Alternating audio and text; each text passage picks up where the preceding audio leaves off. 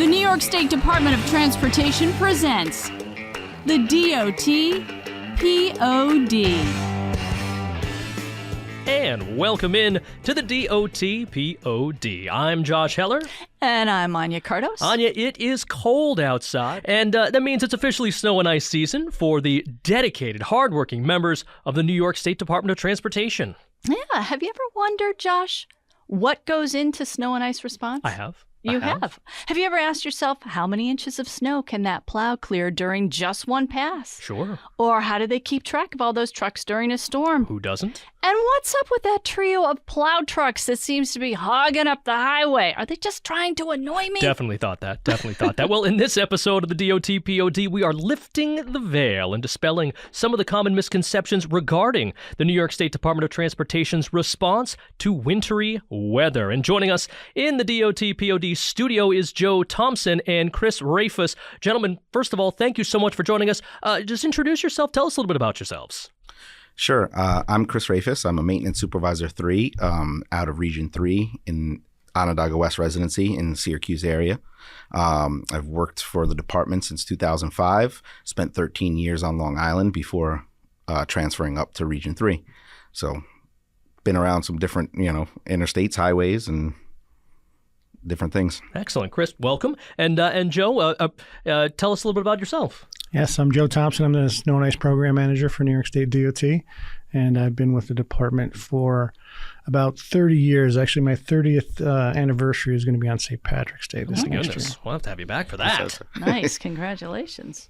Can you guys explain what goes into a typical snow and ice response? Like, how do DOT members prepare for hazardous conditions well before a winter weather event takes place? Well, I can start with going way back before it's even winter and talk about policy a little bit, because we have we have our policy, and it's robust with Chapter 5 of our maintenance guidelines. And then, of course, we have operational plans, and that's specific assignments for every single piece of equipment and operator and how we're going to face the storm. And of course, we look at the forecast, and when the forecast comes, then we deliver and we respond to the event. And then lastly, we look at what we did and analyze it and what worked, what didn't work, and then we come back. Let's go even back before the storms are coming and talk about leading up into snow and ice season. What are you guys doing to prepare specifically, the vehicles to make sure that they are ready to go when the time comes? Because as we all know here in New York, it could be October, it could be December. It doesn't really know. How do we make sure that we're prepared no matter what? So we spend a considerable amount of time just making sure our vehicles are in top tip shape. They're regularly maintained, cleaned, greased. Our plow equipment is maintained. It's repaired in the off season if need be. We make sure that our plow blades are all good to go. Iron is set. Everything is set and ready to go before we get into. We start that in October typically as we're wrapping up summer maintenance, and we're ready for the first time a snowflake falls. And the way we're set up is every truck has its own beat. So as far as the truck numbers, we're looking for a truck to have a certain segment of highway, and that truck then is assigned operators, and those are what we call beats, and those beats go into the operational plans. Talk a little bit more about these beats. How long are they? How much is expected, of a particular plow and a particular driver during one of those beats? So our beats are set up pretty much like in two basic categories, and one's on average about 20 miles, and the other one's on average about 30 miles. And the 20 miles is one that we call a Class A highway, which it's going to have more obstacles, more causes for pause, more higher volume of traffic, a lot of different lights, in conditions where the turnaround or the cycle time is going to be much higher. And then everything else is pretty much like in that 30-mile range where you're looking to have that be, a typical 2-hour or a little bit less turnaround on the beat. Many of us have seen those snow echelons where the snow plows are kind of just in front, then another one just behind it to the side, and then maybe even another one. Kind of describe, why do you do that? What is the purpose of it? And how does that work? How do you even plan for that? So We run echelon like that in order to take all the snow from one side of the road and put it on the other side of the road, right? So if we don't want to take snow from the left lane and put it into the right lane or center lane where someone then comes and tries to pass, and, you got center median, so median barrier wall, and snow builds up on the wall, and to clear that, you need to be able to bring it all the way across in one shot, So it also helps maintain a good, safe operation and make things, keep the roadway safe. What kind of communication is there between operators of each one of those plows if they are in an echelon formation? How does that work? So each truck is equipped with a radio, and the guys communicate, and they're able to regularly communicate with each other. They plan it out beforehand. They'll get together to make a big pass like that and clear everything off. Then they may split up after the fact and do some ramps or do some other things, but they communicate throughout the whole process. Obviously, when something like that's happening, when it's taking out the entire road for safety purposes, how important is it for other drivers to, not try to slip their way in between trucks, to not try to cut off a truck, to really give room for these plows to do what they need to do to keep the road safe for them? Yeah, it's extremely important. First off, it's a pretty close echelon, right? So there's not a ton of room there. The safest place for a driver to be is safely behind them, where the snow is now being removed. That is our first line of snow removal is the mechanical method, and then following it up with salt behind. So getting that heavy snow off the road makes it a more passable situation for the cars behind, and they shouldn't try to squeeze past, or it also makes it difficult for the operator trying to keep their eye on tons of different things. And how far back behind the plow, whether it's echelon or not, is safe for a driver to be? I mean, obviously you want a tailgate, but how far back should they be? Yeah, a couple 100 feet is probably a good 200 in that range. Say following distance, right? You have your seconds based on speed and things like that. Let's talk about operators. I know that during the summertime, there was a lot of robust hiring going on. Where are we right now with operators? It sounds like we're in a good situation right now. We are, and that's a great thing, because in the last 5 years, even going back a little bit further than that, nationally, there's just been a shortage of truck drivers, and recently we've been able to compensate them. It's a good thing for everybody, and having that ability to put people in the trucks when you need them is a huge part of what we do, because there really isn't any fluff there. There's 2 operators for each truck because we shift. So there's 24-hour coverage. So there's a shift and a B shift typically in all parts of the state, and that covers you 24 hours. If anyone wants to be an operator, they don't necessarily have to have their CDL license before they apply, correct? It used to be that you did, but not anymore. So we welcome new folks, and we'll train them. We'll get them their CDL, and we'll turn them into snow fighters. Talk about the training that these men and women get. Anyone's seen the inside of a cab? This is it looks like a fighter jet in there. I mean, there's all sorts of stuff. And as someone who is not the most technologically advanced, I'd look in there and just be dumbfounded of what to do. Obviously, there needs to be a lot of training. Talk about the training that these men and women get to allow them to be able to handle these machines. So we have an excellent training department. They spend countless amounts of hours working with each operator, and they get time to practice, to train in we call a dry run, so not during snow and ice conditions with plows on the truck. They also then get the opportunity to, run with a trainer during actual conditions and just continue to train until our training department feels comfortable that they have a good grasp and, they're fully capable of operating safely. And the attack on it is, it starts with the classroom training, and then they get familiarized with the different terminology of the truck and how it works and how it operates. And then they go through a pre-op where they have to walk around to show competence and know what they're doing around the truck as far as any kind of pre-operation it. And then the final step is the skills demonstration, where they actually have to go out and demonstrate that they can effectively and competently operate the vehicle. And it seems like when it comes to training, obviously someone who's new, who's coming in, maybe doesn't have their CDL, they need that training. But I think everyone who does this from year to year needs that training also, just to keep up with the changing technologies that are in the trucks, but also to make sure that, they stay sharp. So, and like Joe shared, even the most veteran employees take a classroom and shop every single snow and ice season before the season. And that's just for that, right? So any changes in equipment, any changes in policy, any changes that, it's all covered underneath that classroom and shop so that they get that information firsthand, starting off with policy before they ever even get out there. Chris, you're in a supervisory role now, but did you used to operate I did. snowplows? Tell me what that feels like, that view from high up, and while you're clearing the path for all these motorists behind you. What does it feel like to be at the helm? So it's definitely one of the more exciting tasks that we do.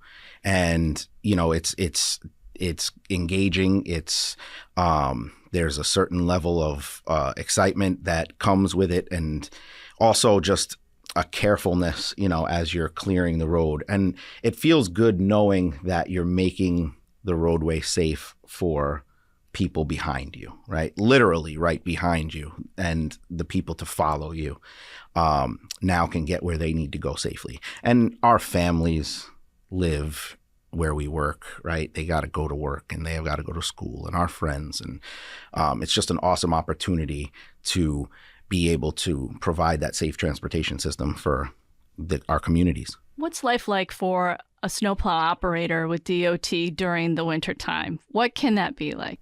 It can be tiring, for sure, depending on the severity of the winter and how often you're behind the wheel of the truck. But, we run shifts, so you work a 12-hour shift and you're able to get some rest. And so maintaining that good balance of getting good rest along with, your time behind the wheel is definitely important. Talk a bit about the equipment itself. We talk about how the technological advances, but it certainly seems like when you look out there that New York has some of the best equipment that you can find to be able to combat some of the worst conditions that you will find, and so it certainly needs to be that way. Talk about the equipment that you guys are using on a regular basis.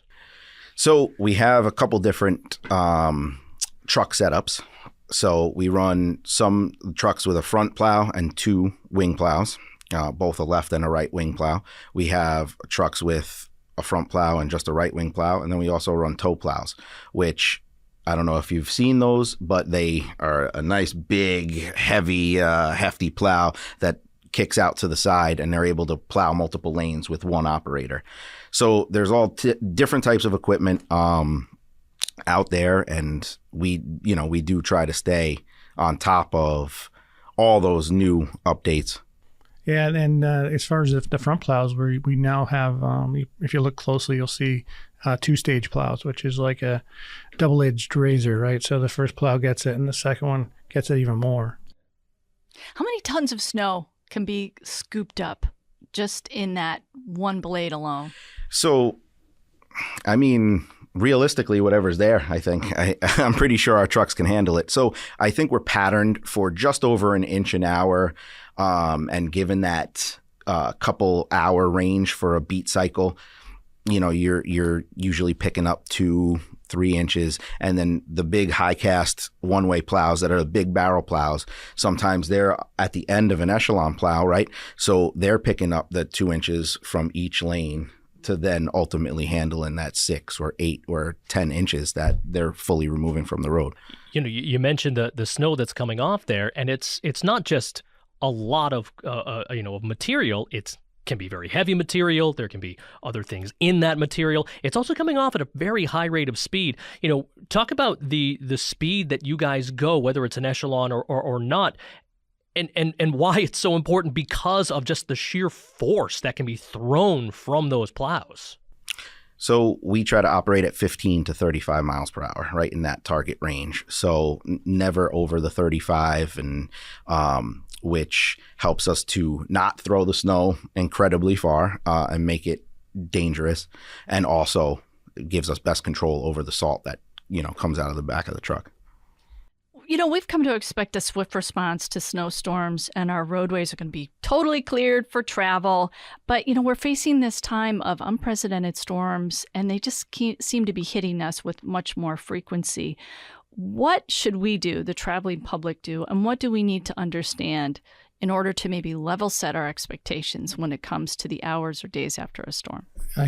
Common sense is the golden rule here. So if you see a forecast or you hear the reports, or there's reports for, trucks to stay off the road or travel bans, heed them, because they're not done lightly. Or if a certain road has to be closed because it's just that bad.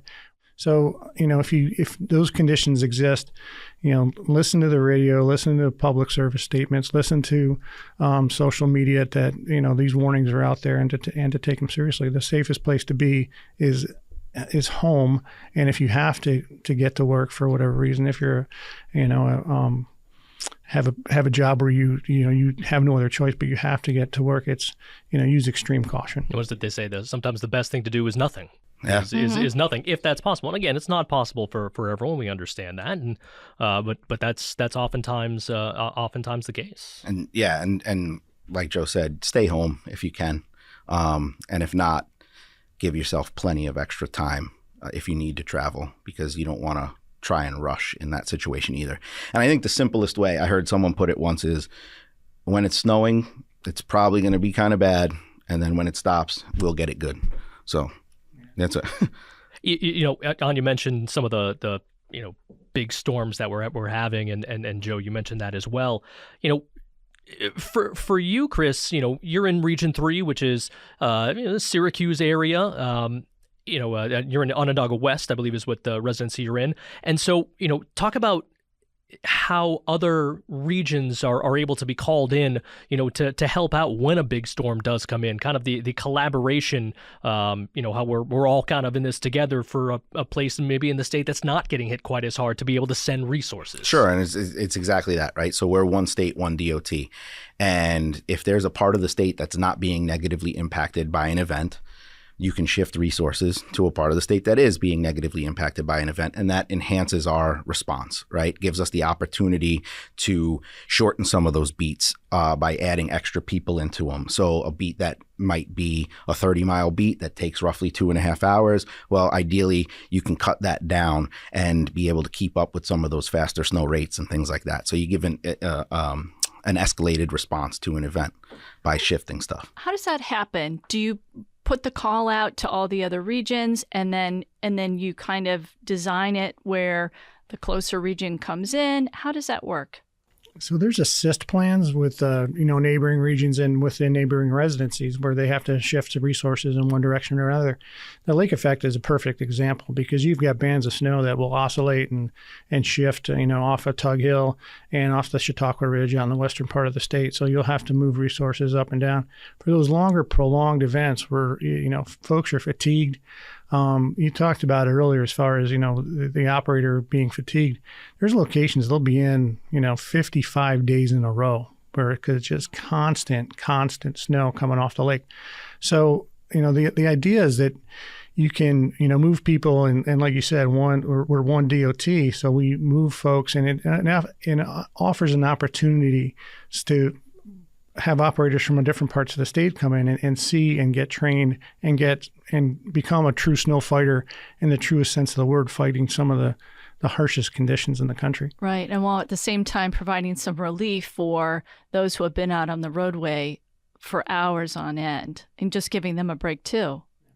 What a great, valuable experience also for some of your newer operators to actually go in and, help out and see firsthand what this is like. You'll never forget your first lake effect event if you're in it, because I remember for me, coming up, I thought there was actually going to be lake trout coming out, because it was snowing so hard and it was so heavy. And we talked about the beat lengths before, right, with 20 miles and 30 miles being rules of thumb.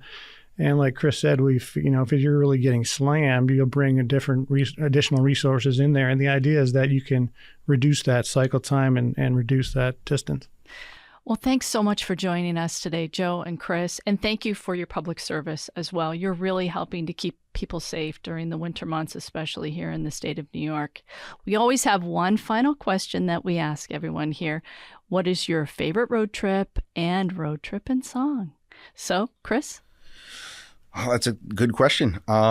So I grew up on Long Island. I've made that road trip a lot of times. And for me, I think it's still that opportunity to go home and, see my family and just my old, stomping grounds down there.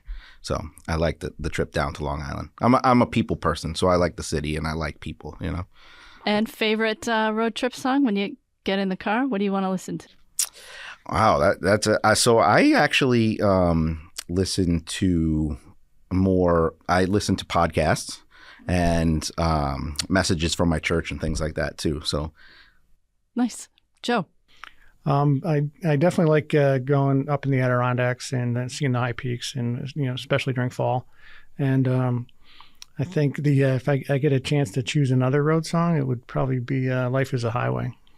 Well, again, thank you both for coming in. Obviously, snow and ice season is here. It is already here and in full swing. And we appreciate you taking some time out of your days to talk to us, to educate us, and to hopefully educate our listeners on this as well. And to show what they're doing. And Chris, when you head back, you'll have to tell all those people working in your residency. Tell them thank you. Tell them thank you for us. Yeah. I will do for sure.